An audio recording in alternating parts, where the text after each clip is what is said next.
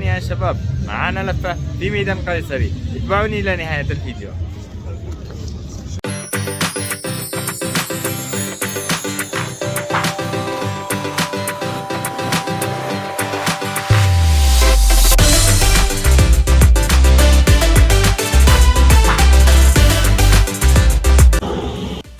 اليوم الأول في قيصري، أسعد الله صباحكم جدا.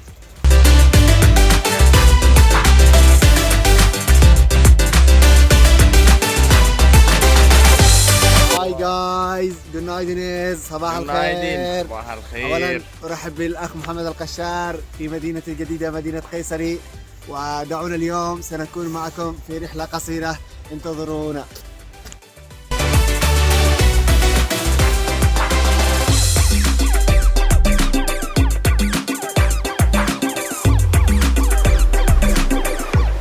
رايحين نفطر فين؟ صبوح تركي، مطعم ستار.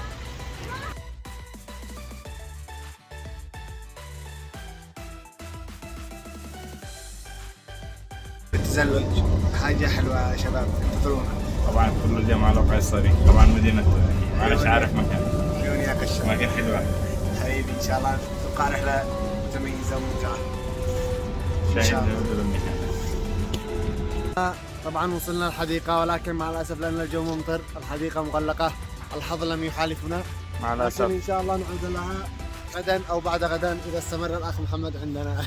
الجو ممطر، ولكن جدا جدا جدا جميلة وكبيرة، وفيها الألعاب المخيفة والألعاب الرائعة، مع الأسف. ولكن سنذهب الحين. حظنا أوفر. إن شاء الله يكون مفتوح. إن شاء الله وقت تزلج. لا مفتوح.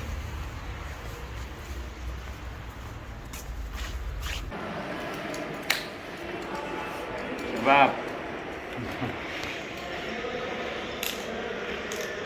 تزلج اليوم.